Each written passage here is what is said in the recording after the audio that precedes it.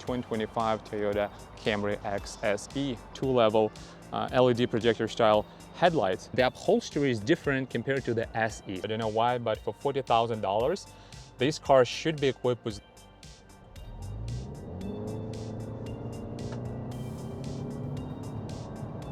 it's just this instantaneous, snappy acceleration. Welcome to my channel, Roman Rides, and today I'm sharing the review and quick test drive of the 2025 Toyota Camry XSE. Let's go.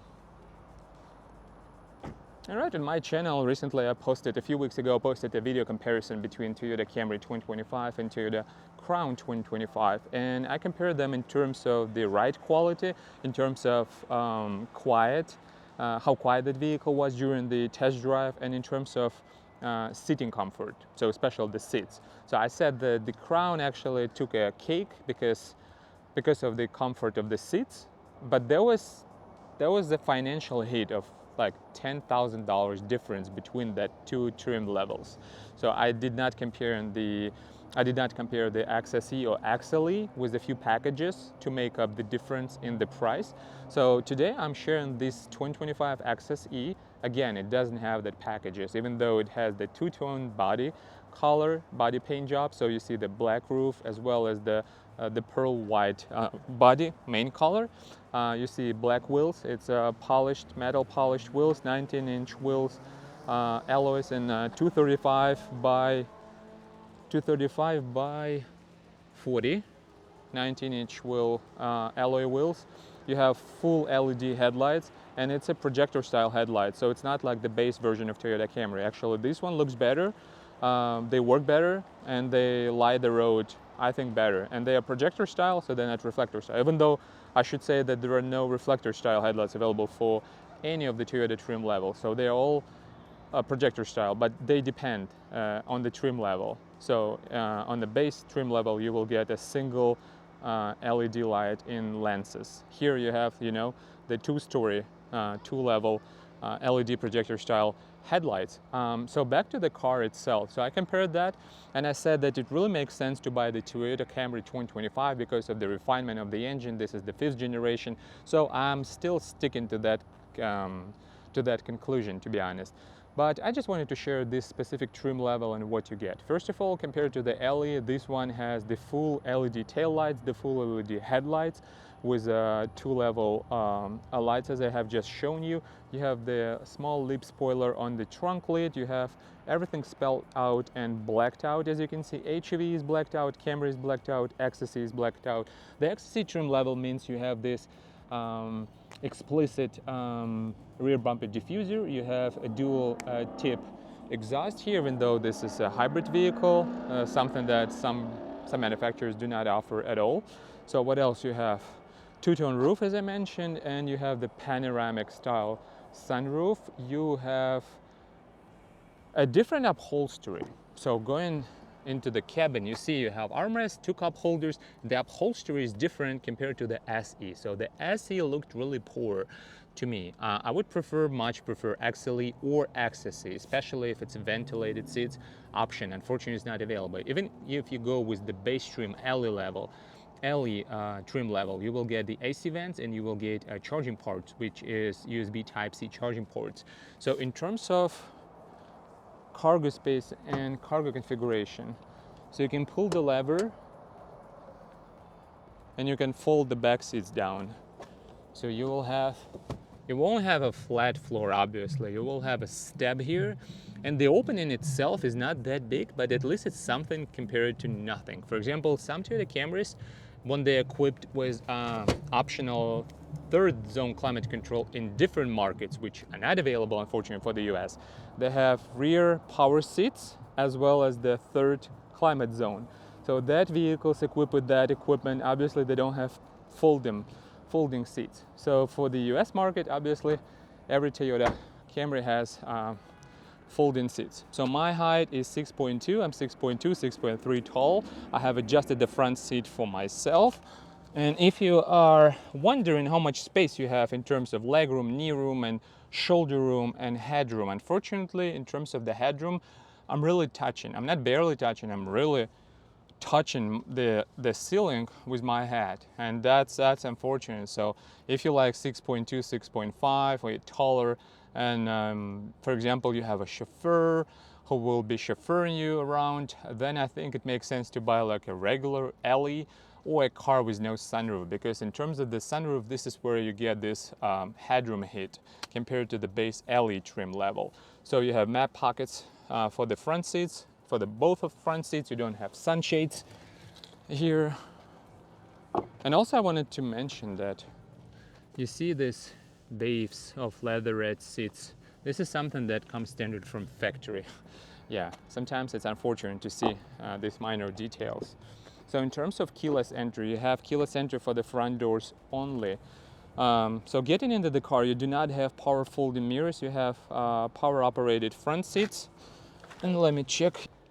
Yes, you have a power operated seat for a passenger, but with no lumbar support. I think for some of you it can be a deal breaker. I don't know why, but for $40,000, these cars should be equipped with lumbar support for both front seats. That's just my opinion.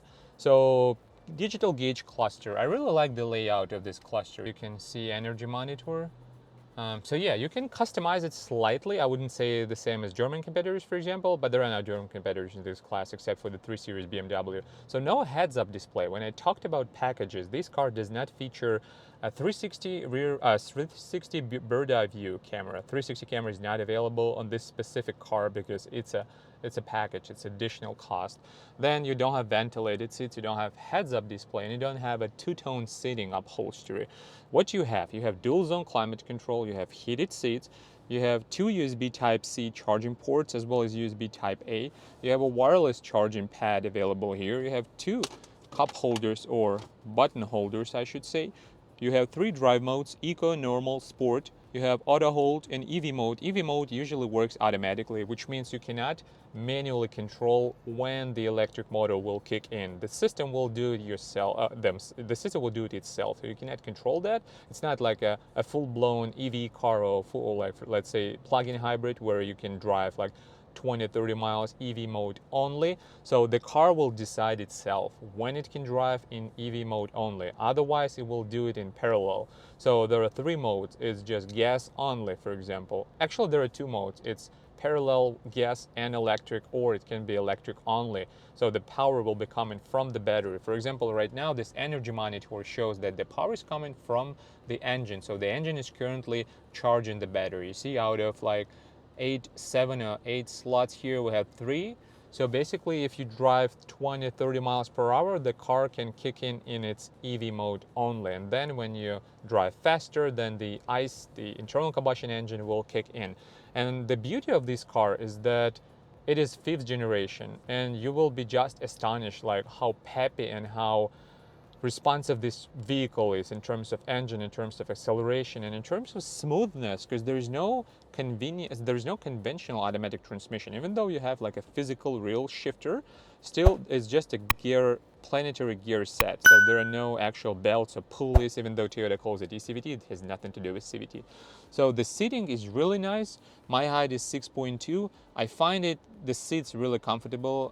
The bolstering is not that great, I would say, but again, you're not going to drive like a monkey in this car, right? So it has a good amount of storage and bottle holders and cup holders. So I'm 6.2 tall, so I feel pretty like confident driving this car in different conditions. So what I mean by that is that the sitting position, the sitting configuration is really nice.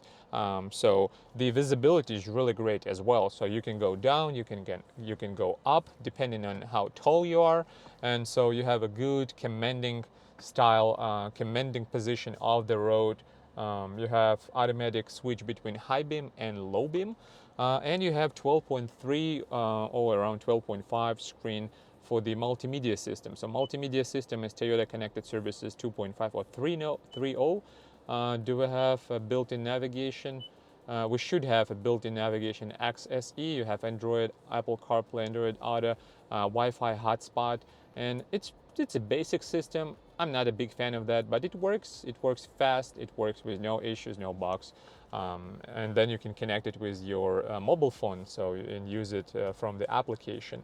So you have paddle shifters, so you can you can imitate the changing gears. It will come in handy during like driving downhill, for example, so to save your brakes, let's say. So and then in terms of the price, so before we take it for a quick spin, once again, this is 2025 Toyota Camry. It's produced and manufactured Georgetown, Kentucky, USA. So the total MSRP $40,562. And this specific dealership, which is Courtesy Toyota Cars here in Brandon, Florida, they have $2,000 off these cars. So no add-ins, no markups. You just come in here and buy this vehicle, any other Toyota which is available here. So let's take it for a quick drive and then let's sum it up.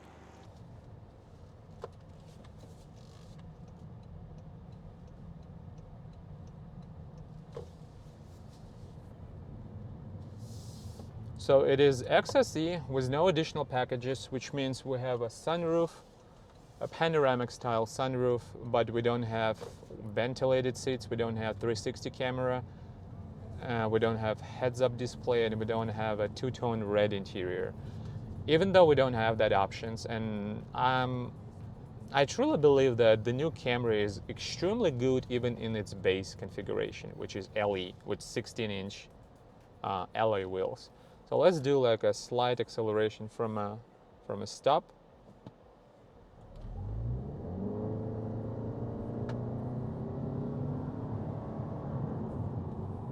Yeah. Well, it accelerates just amazingly. The amount of torque it propels the vehicle just immediately. To me personally, like I have driven so many cars, so many different vehicles, turbocharged, natural aspirated, huge displacement engines like 6.4, 6.2, 6.1, 5.7, natural aspirated Jeep and Chrysler, and turbocharged vehicles like Audi and Volkswagen, obviously. And I'd like to say that this vehicle is based on 2.5 natural aspirated A25A FXS, sorry. It feels like it's a turbocharged vehicle. Like, for example, there is a 5 Series BMW, the new G60 body. And I'm sure it's obviously quicker, right? But from a traffic light, you won't regret buying this car. It feels like it's got at least 260 or 250 horsepower. The way that it accelerates, and the acceleration is very linear, so that you can forecast how the vehicle, after driving a few days or maybe a few hours, you will be able to forecast like how this vehicle actually drives, how it will behave in that situation, this situation. So you can calculate whether you will be able to merge onto a highway or a different road, or you will be able to pass someone, right?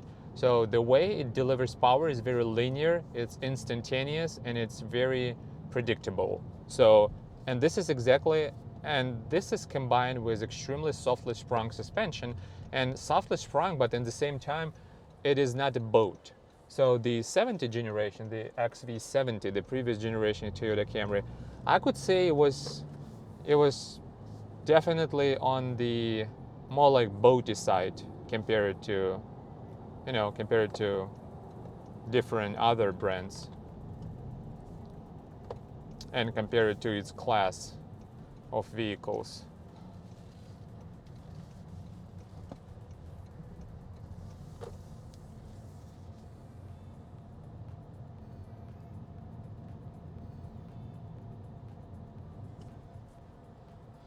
So yeah, I had to stop somewhere to answer the call. Obviously, I'm not going to do that while driving. So what I wanted to say, the previous generation, the XV70, so-called, the previous body, I would say that car was slightly boaty compared to this one. This one handles better, and at the same time, it's still softly sprung. It is very comfortable to ride. It has a very cushy ride,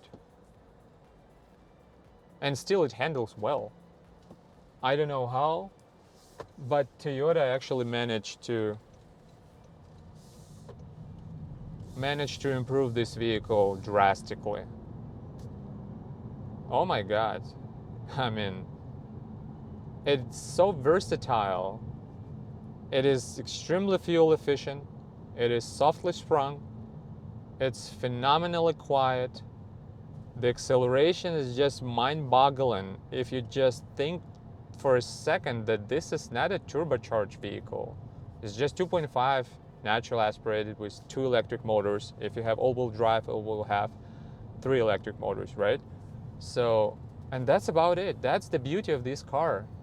The instantaneous torque, the instantaneous power delivery. It's around 7.1 or around 7, probably around 7 seconds, maybe 6.70 to 60, which is extremely quick for this vehicle. And you can get it for as low as $29,000 before taxes, like the LE model on 16-inch alloys. I mean, it's just so amazing. And it glides over bumps, it glides over potholes, some road imperfections. It just smooths everything out. No matter what you have under your wheels, it's just nothing. Even though it's not a base trim. So it's like 19 or 20-inch wheels. I will take a look.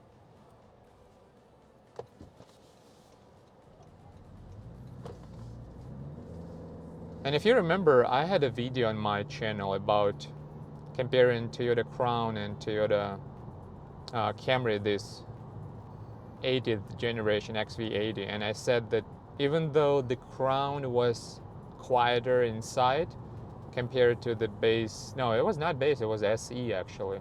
So even though the Crown was quieter, still the Camry was slightly faster, slightly more nimble, and more agile.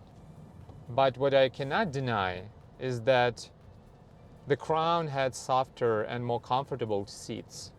So now being here in XSE, which has actually different seats, I can say that these seats are drastically more comfortable compared to the LE seats, to the SE, sorry, seats.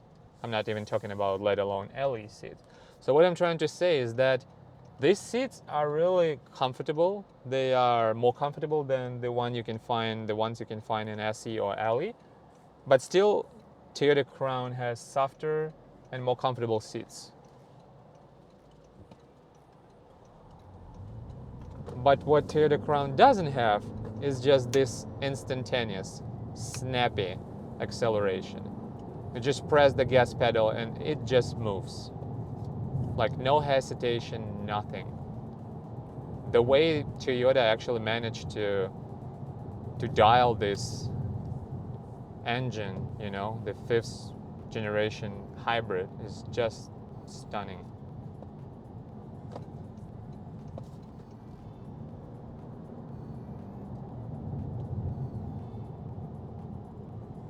Wow. And it's significantly quieter than the 4th generation cars like Toyota Crown Signia or Toyota Crown or any 4th generation car. So if you are in the market for Toyota hybrid vehicle, I would highly recommend buying this one. And I hope you enjoyed this video. First of all, I'm not affiliated with this dealership. I'm just showing what I like. It's just my humble and honest review of this car, and I'm really impressed with the performance of this car. You remember last time when I uploaded the video comparison between Toyota Crown and Toyota Camry, I said the Crown takes the cake because of the comfort of the seats. The seats are really plush. They're comfortable. They're more cushy than, for example, the seats you can find here, even though the upholstery itself is quite different from what you can see in the Toyota Camry SE, which was featured in the previous video. This upholstery looks better. It is softer and it looks better, more presentable way. So in terms of the car itself, first of all, 5th generation is just day and night compared to the 4th generation. Even though 4th generation is a try and true solution, it has been really reliable. And I'm coming from 2021 Toyota Venza, which was the 4th generation Toyota hybrid. And so we have owned that vehicle for almost 3 years, so no problems at all. So the 5th generation is just a step up. So you feel the immediate response, the immediate acceleration during the acceleration, obviously, during the acceleration phase. And it is very quiet, it is comfortable. Toyota Crown will be probably more softly sprung in terms of driving over road imperfections, but because the Camry engine, the powertrain, the 5th generation is generally quieter itself, it's almost on par in terms of how quiet the cabin is between Toyota Crown. So if you are considering anything up to $30,000, for example, I would highly recommend go and buy Toyota Camry LE, the base trim. If you live somewhere in North States, I think would make sense to buy and option this vehicle with optional all-wheel drive. Otherwise, if you live here in Florida or California, Texas, for example, it makes sense to keep it as is, front-wheel drive. Again, if you're looking for more options like seating, like heated seats, for example, ventilated seats, and 360 camera and heads-up display, for example, you have to buy a few packages totaling, so the price will be like $41,000 plus all-wheel drive. The total MSRP would be around $44,000. That's a lot. I know everything is really expensive, inflation and all this stuff, but if you don't need all these packages, I think the sweet spot would be LE with heated steering wheel and heated seats, and with all-wheel drive if you live somewhere in Michigan, Minnesota, for example, or Washington. So I think the car itself is worth every penny you pay for it, especially considering the fuel efficiency, like 38, 39, that would be the minimal. You can get as high as 50 miles per gallon. For example, in city, in traffic jams, city driving, obviously, not highway driving. And it's more refined and more sophisticated and more technologically advanced solution compared to even Honda vehicles, with all due respect to Honda hybrid vehicles. So if you have let's say $30,000 and you consider a Honda Civic, maybe Volkswagen Jetta. Jetta is really not bad. So you can get more options in Jetta actually if you're looking for a smaller sedan. But if you're ultimately going to buy more car for the same amount of money, I think it's really hard to beat Toyota Camry. So it's a very great value proposition. Again, thank you guys for watching. Toyota Camry XSE 2025, available here at Courtesy Cars Toyota in Brandon, Florida. Let me know in the comments section, what would you buy? Would you buy these over Honda Civic? Would you buy these over nicely equipped Volkswagen Jetta? Would you buy these over Toyota Crown, for example, because they're very similar in price, $40,000 MSRP versus 43 of Toyota Crown. So yeah, let me know in the comment section, guys, what do you think about this car? Do you think it's worth the money the company is asking for it, especially considering how well the powertrain behaves and the ride quality and everything else I have just showed you. So thank you for watching again. Please support this channel, please subscribe, hit the like button, and I'll see you next time. Thank you for watching.